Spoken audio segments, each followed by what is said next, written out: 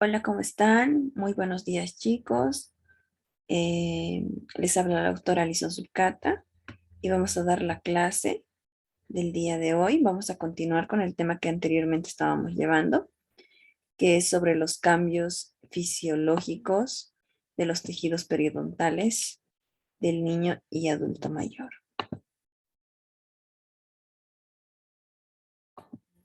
Tito, ahora sí. Bien, recordando un poquito lo que hemos llevado la anterior clase, hemos visto cuáles son las características, ¿no es cierto?, periodontales de un niño y de un adulto mayor, tanto microscópicas como macroscópicas, ¿ya? Hemos visto que en el niño existen diferencias clínicas en el periodonto en relación a un adulto joven, ¿no? Hemos visto que el color es diferente. El color en un niño no es rosacón, es rojizo. La textura es una textura lisa y brillante, ¿sí? ¿Qué más tenemos? La consistencia. Debido a que el tejido conectivo se encuentra inmaduro, la consistencia es blanda, ¿ya? En cambio, en un adulto es firme, ¿no?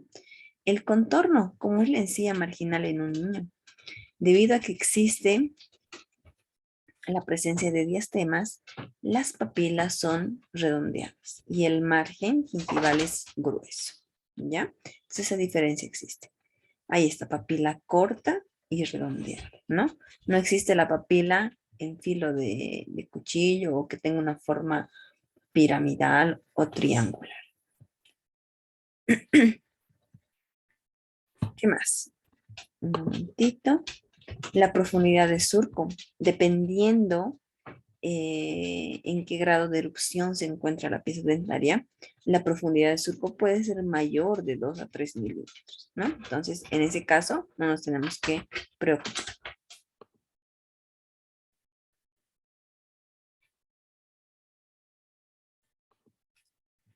¿Qué más tenemos? Mm, Ya. El ligamento periodontal, como es el ligamento periodontal en niños, es más ancho y más vascular, ¿no? Y el tejido óseo hemos dicho que es un tejido óseo más vascularizado, ¿ya? Tiene menor cantidad de trabéculas óseas, ¿no? Y es más poroso, ¿ya? Bien, ahí están, ¿no? Características del niño, el tejido periodontal de un niño y el tejido periodontal de un adulto. Y en adultos mayores igual habíamos visto algunas características que difieren al de un adulto joven, ¿sí? Y habíamos visto que a medida que pasen los años, la cantidad de pacientes de la tercera edad que tengamos nosotros en consulta cada vez va a ser mayor, ¿ya? ¿Por qué? Porque existe mayor cantidad de personas de la tercera edad, ¿no? Miren, en 2017 que ha sido realizado, donde ha sido realizado el último censo, la expectativa de vida en Bolivia es de 71 años. Es decir, que vamos a contar nosotros con pacientes adultos mayores, ¿ya? Pero el problema es que los pacientes o las personas ya mayores a 65 años, la mayoría ya tienen algún tipo de condición crónica, alguna enfermedad sistémica, ¿no? Entonces, ahí es donde tenemos que tener tal vez un poquito de cuidado, ¿sí? Entonces, ¿cómo envejece el periodonto? El envejecimiento del periodonto está dado por el envejecimiento celular, ¿ya? Que es un envejecimiento que se da en todo el cuerpo y obviamente también se da en el periodonto. Y esto nos va a producir que haya cambios intrínsecos con el tiempo, ¿no? Hemos dicho que el proceso de envejecimiento no es lo mismo en todos los tejidos, ¿ya? Hemos hablado sobre el epitelio gingival, ¿sí? Cómo va envejeciendo el epitelio gingival a medida que pasa el tiempo. En un inicio tiene gran capacidad de regeneración, ¿no? ¿Por qué? Porque tenemos mayor cantidad de células madre en el estrato basal, Células madre que se empiezan a diferenciar, pero a medida que pasa el tiempo, la cantidad de células basales y células madre que tenemos va disminuyendo con el tiempo. Entonces, la capacidad de regeneración y exfoliación cada vez va disminuyendo, ¿no? En el proceso de envejecimiento, entonces hay una renovación más lenta. ¿Por qué? Porque tenemos menos cantidad de células que se van a diferenciar. Y esto va a reducir el proceso regenerativo. Y les vuelvo a decir, esto no solamente pasa en el tejido gingival, pasa en todo nuestro organismo, en la misma piel de nuestro rostro. Por eso se van notando con el paso de los años ya algunas, no sé, arruguitas o algunas alteraciones. ¿Por qué? Porque el proceso regenerativo cada vez es más lento, ¿no? ¿Qué más pasa en el epitelio gingival? El epitelio va adelgazando, ¿ya? Y este adelgazamiento nos permite que haya mayor permeabilidad. Como está delgadito, es más permeable y fácilmente pueden pasar antígenos bacterianos, ¿no? Otra de las cosas que sucede en el epitelio, disminución de la queratinización. Es muy importante que el epitelio se encuentre queratinizado. Ya hemos dicho, ¿no? El estrato córneo eh, se encuentra cuando el epitelio está queratinizado, donde estamos viendo células sin núcleo, ¿ya? Entonces, en el epitelio gingival ya de un adulto mayor, la queratinización es menor. Por lo tanto, este epitelio tiene menos resistencia a los traumatismos, ¿no? Es lo que habíamos hablado. Igual la migración del epitelio de unión, hemos visto ya en la anterior clase, que sabemos que se tendría que encontrar a nivel del límite amelocementario. Pero por el desgaste fisiológico, es decir, la atrición que tienen las piezas dentarias, estas piezas van erupcionando, ¿no? Debido a que se empiezan a desgastar y tienen que entrar en contacto sí o sí con el antagonista, entonces van erupcionando, ¿ya?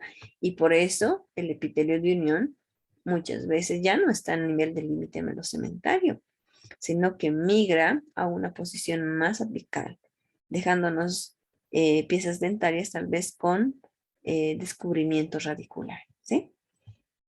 Y el tejido conjuntivo gingival también cambia, ¿no? En un adulto mayor es más denso, hay mayor cantidad de colágeno insoluble y hay aumento de la fuerza mecánica y la temperatura de desnaturalización también aumenta, ¿ya? El ligamento periodontal, hemos dicho que hay menor cantidad de fibroblastos, que son las células que se encuentran en mayor cantidad en el ligamento periodontal.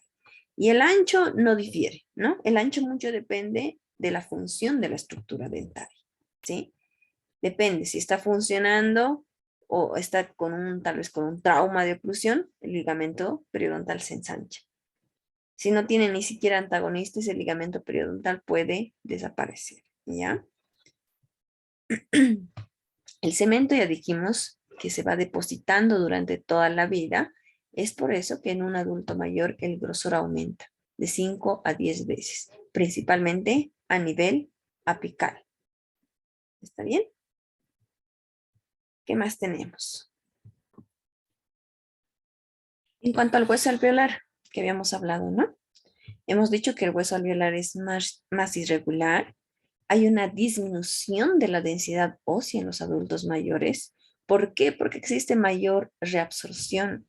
Sabemos que el hueso constantemente se encuentra en proceso de aposición y reabsorción, ¿no? Aposición y reabsorción o formación y reabsorción, pero en los adultos mayores la reabsorción es mayor, no hay ese equilibrio, ¿ya? Entonces hay mayor reabsorción, por lo tanto, se encuentra con menor densidad, ¿sí? Menor vascularidad. Entonces vemos que el hueso alveolar microscópicamente tiene bastantes cambios, pero pese a estos cambios que se dan en el hueso, miren, la cicatrización no se ve afectada. Les vuelvo a repetir, ¿no? Si nosotros realizamos, por ejemplo, una exodoncia, alguna cirugía, no tenemos que preocuparnos de que en el adulto mayor no va a cicatrizar normal. Pese a que hay cambios en el hueso, la cicatrización no se ve afectada, ¿ya? Inclusive se puede poner de forma normal los implantes en pacientes adultos mayores porque hay una buena osteointegración, ¿no? Pero sí hay que tomar en cuenta si es que ese paciente de la tercera edad va a donar, ¿no?, un injerto de hueso. Ahí sí tenemos problemas porque ese hueso del adulto mayor tiene menor capacidad osteogénica. Entonces no nos conviene que el donante de hueso alveolar sea un adulto mayor, ¿sí? Entonces hasta aquí hemos llevado a la anterior clase.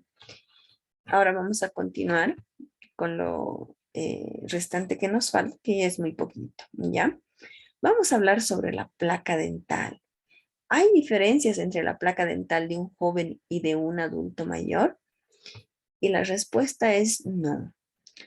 La cantidad de placa sí puede variar, pero no porque es adulto mayor, sino porque los adultos mayores tienen este problema, ¿no? Pérdida de hueso, miren aquí como en el sector inferior, perdón, aquí. Vean, miren cómo se ha reabsorbido el hueso y cuando existe esa reabsorción de hueso, aumenta la superficie dentaria. Es como que tuviéramos dientes más grandes, ¿ya? Entonces, si aumentamos la superficie dentaria, hay mayor superficie para que pueda acumularse placa. Entonces, es por esa la razón por lo que en los adultos mayores existe mayor cantidad de placa, ¿no? Porque aumenta la superficie dentaria, porque los pacientes de la tercera edad por lo general tienen esta reabsorción ósea, ¿ya? Entonces, por eso aumenta la cantidad de placa, ¿sí? Mayor acumulación de placa por el aumento de área de superficie dentaria, ¿ya? Pero, esto es en la cantidad. En cuanto a la calidad, hay estudios que nos demuestran que es similar a una placa de un adulto joven, ¿no? No hay diferencia, tanto supra como subgingival, no existe diferencias cualitativas en cuanto a la composición, ¿sí? En cuanto a la respuesta inmune e inflamatoria, ¿ya? Em, los pacientes de la tercera edad por lo general tienen algún tipo de enfermedad sistémica, ¿no? Entonces, por esa enfermedad sistémica es que el sistema inmunológico disminuye. No se da la disminución del sistema inmunológico por la edad, ¿ya? Si bien el sistema inmunológico se encuentra alterada tal vez por la edad, pero el efecto es muy poco, ¿no? Por lo general, nosotros podemos tener problemas en cuanto a su respuesta inmunológica porque estos pacientes tienen ya algún tipo de enfermedad sistémica, ¿sí? Ese doctor Mark Arthur nos dice que no hay evidencias de cambios relacionados con la edad en las defensas del huésped, de pacientes de edad avanzada, ¿no? Entonces, el paciente que está sano y no tiene enfermedad sistémica y es de la tercera edad, tiene un sistema inmunológico muy similar al de un adulto joven. Solo que, porque generalmente estos pacientes, hemos dicho, ¿no?, arriba de los 65 años, por lo general ya tienen algún compromiso sistémico que puede llegar a alterar el sistema inmunológico. Esa es la razón, no la edad, sino que la enfermedad que puede acompañar a ese paciente, ¿ya? ¿Cómo es la respuesta inflamatoria? Cuando yo hablo de respuesta inflamatoria, voy a hablar un poquito sobre el CRP, que es la proteína C reactiva, ¿ya? Esta proteína C reactiva es segregada por el hígado, ¿no? Es un marcador de la carga inflamatoria en fase aguda. ¿Qué quiere decir esto? Que cuando hay algún tipo de infección, ¿ya? Algún tipo de infección, el hígado segrega esta proteína C reactiva para enviar al lugar donde está siendo afectado y donde hay inflamación. No solamente la cavidad bucal, ¿no? A nivel general, ¿ya? Entonces, la proteína C reactiva se dirige al lugar de inflamación por alguna infección aguda, ¿sí? Entonces, ellos han pensado y han dicho, quizás podríamos ver esta proteína C reactiva si existe en mayor cantidad en adultos mayores. Pero lastimosamente, no se ha podido, ¿no?, comparar bien en cuanto a la proteína C reactiva de un adulto joven y de un adulto mayor. ya no nos ha servido de mucho. Han hecho una investigación también en pacientes de 60, 70 años y han visto que sí existe mayor cantidad de CRP ya en los niveles séricos, pero en pacientes que ya tienen periodontitis progresiva, ¿no? Si el paciente no tiene algún tipo de periodontitis progresiva, la diferencia no es significativa, ¿sí? En pacientes adultos mayores con periodontitis progresiva sí puede existir mayor cantidad de CRP. ¿Está bien? Este es un factor muy importante, la nutrición. Aparte de las enfermedades sistémicas, la nutrición sí puede afectar en cuanto a la respuesta inmunológica que tiene el paciente. Muchas veces un paciente adulto mayor tiene una respuesta inmunológica disminuida por el tipo de nutrición que tienen esos pacientes, ¿no? Muchas veces cambian su ingesta nutricional, ya sea debido a factores locales, sistémicos, es decir, imagínense un paciente de la tercera edad que tiene gastritis, entonces no puede comer todo, muchas cosas se priva y por ende esos pacientes, debido a la mala alimentación que van teniendo, disminuye su sistema inmunológico. O un paciente, no sé, que no tiene las piecitas dentarias y no puede alimentarse de forma correcta, entonces también hay una alteración en la nutrición y por ende también baja el sistema inmunológico, ¿no? Entonces, hay cambios en la ingesta nutricional en los pacientes de la tercera edad. Mayor riesgo de deficiencias nutricionales, llevan una dieta mal balanceada. Y esto podría ser un posible factor de riesgo de enfermedad periodontal y el progreso rápido que puede tener, ¿no? Entonces, vuelvo a decir, la edad no es un factor de riesgo para la enfermedad periodontal, pero con la edad van acompañadas otros factores como la nutrición. Y esta nutrición sí puede disminuir lo que es el sistema inmunológico, ¿ya?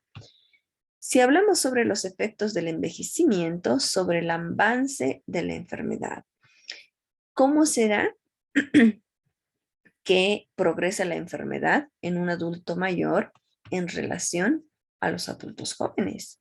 En un estudio experimental que se ha realizado, han dividido dos grupos, ¿no? Un grupo de pacientes jóvenes y un grupo de pacientes adultos mayores, ¿ya? Y querían ver cómo reacciona el tejido gingival, el periodonto, ¿no? Entonces, lo que han hecho es dividir estos dos grupos. Les han hecho a ambos grupos profilaxis, destartraje, etcétera, para que el tejido gingival se encuentre completamente sano. Una vez que se encuentran sanos, les piden a estos pacientes que durante 3 semanas no se cepillen. ¿Ya? Entonces, tanto los jóvenes como los adultos mayores, una vez que sus encías están sanas, no se cepillan por 3 semanas. ¿Y qué se observa? ¿Qué observamos? Hay una mayor respuesta inflamatoria en los adultos mayores, ¿no? Mayor inflamación en relación a los jóvenes. El tejido conjuntivo infiltrado también es mayor, es decir, que la inflamación ha llegado en mayor cantidad al tejido conjuntivo, ¿ya? Y en los pacientes adultos mayores se ve mayor fluido crevicular, ¿sí? Entonces, esos son los cambios en cuanto a la respuesta eh, sobre el avance de la enfermedad en los pacientes adultos mayores, ¿ya? Y por último, vamos a ver el plan de tratamiento. Si bien este tema no corresponde aquí, porque por si acaso tenemos otro tema que es tratamiento, que lo llevamos en práctica, que lo vamos a llevar a mayor profundidad, aquí solamente quiero que tomemos en cuenta algunos puntitos en cuanto al plan de tratamiento de adultos mayores, ¿sí? Por lo general, la enfermedad de los adultos mayores no es de progreso rápido. Es decir, miren, aquí tenemos una enfermedad periodontal muy avanzada, pero no es porque ha progresado rápido, ¿no? Porque son ya mayores, 60, 70, 80 años, y no es que ha avanzado rápido, sino que esto se ha dado por el transcurso de los años. Quizás este paciente ya desde los 25, 30 ha ido acumulando todo el cálculo, placa, la inflamación, entonces ha llegado hasta este estado, pero se ha ido dando lento, no es de rápido progreso, es de un progreso lento crónico, ¿ya? Entonces es una enfermedad crónica prolongada, ¿sí? Cuando nosotros realizamos un tratamiento periodontal, no solamente adultos mayores, sino también pacientes jóvenes, ¿cuál es nuestra meta principal? Preservar la función de la estructura dental. Eso es lo que queremos, ¿no? Que el paciente no pierda las piezas dentarias y por ende pierda la función, la más importante que sería la masticatoria, ¿ya? Y dos, eliminar o prevenir el progreso de la enfermedad inflamatoria, ¿no? Lo que nosotros queremos es que ya no se encuentre inflamado para que no se siga destruyendo el periodonto. Entonces, para que no haya inflamación, nosotros tenemos que eliminar todos esos factores que están causando esa inflamación, ¿ya? Entonces, esas son nuestras dos funciones más importantes. ¿Qué factores tengo que considerar en pacientes de la tercera edad? Tengo que saber, o ya hemos visto, ¿no? Que la cicatrización periodontal no está influida por la edad, ¿ya? Y un paciente de la tercera edad puede cicatrizar, regenerar de una forma normal. Pero sí tengo que tomar en cuenta la salud mental del paciente. Si está siendo medicado con algún fármaco, ¿no? Y tengo que ver si no me va a alterar el tratamiento que le estoy dando y el estilo de vida que tiene el paciente. Aquí puede ir la nutrición, por ejemplo, ¿no? Si está con una mala nutrición o desbalanceada, el paciente tal vez tiene algún problema de salud mental. Entonces, esas cositas sí me pueden afectar durante el tratamiento. Si el paciente tiene la capacidad para realizar el procedimiento de higiene.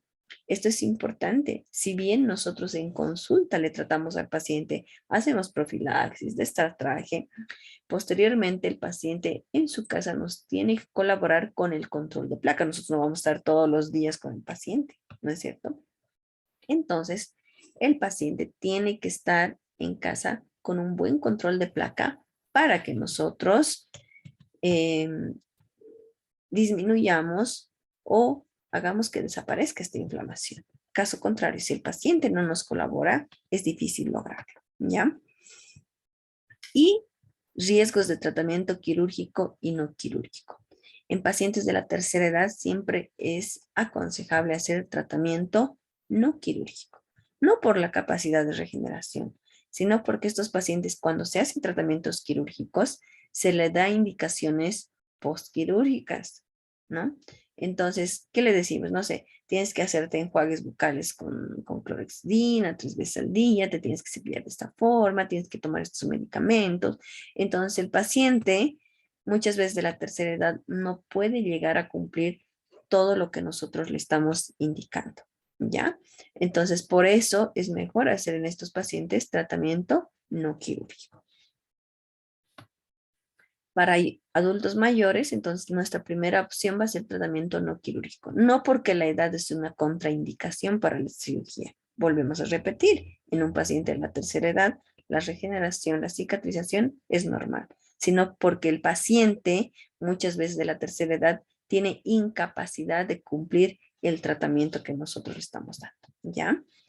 Miren, por ejemplo, cuando se hace el tratamiento periodontal no quirúrgico, nosotros eliminamos el cálculo, la placa.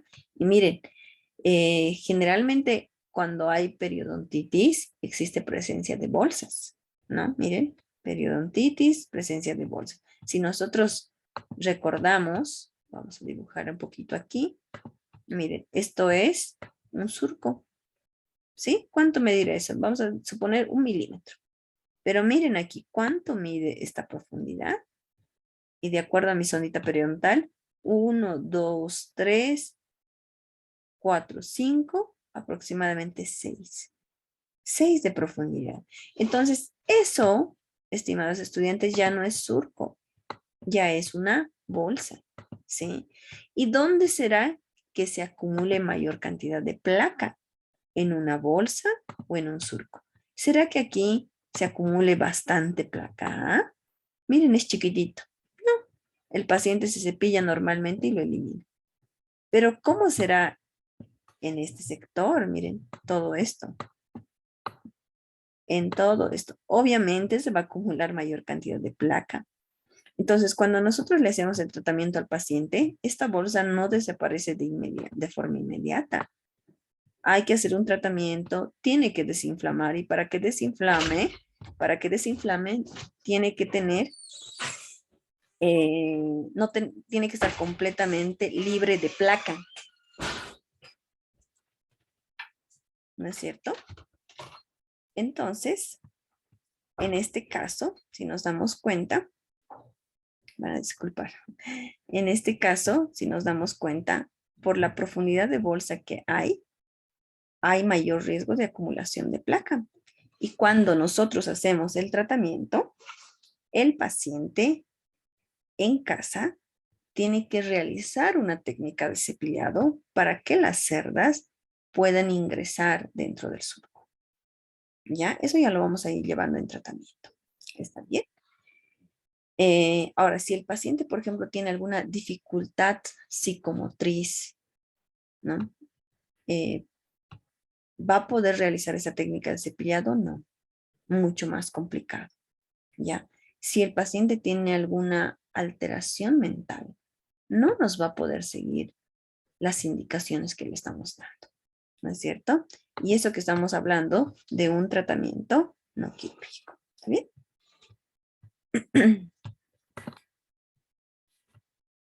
Entonces, tenemos que prevenir el progreso de la enfermedad. En adultos mayores, ese es nuestro objetivo. Prevenir que la enfermedad periodontal progrese, ¿ya? Y para eso tenemos que hacer un tratamiento paliativo, ¿no? Intentar en lo posible no llegar a tratamientos quirúrgicos, en lo posible hacer tratamientos no quirúrgicos para evitar ese progreso de la enfermedad. En realidad es un tratamiento paliativo, ¿no? Que consiste en la profilaxis de estartraje, es decir, eliminación mecánica de todo lo que es la placa cálculo y al mismo tiempo podemos ayudarnos con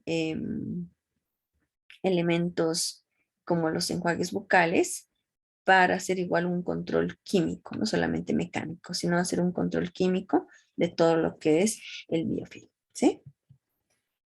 Y por último, hablamos en conclusión de todo lo que habíamos hablado. ¿Qué podemos decir en conclusión?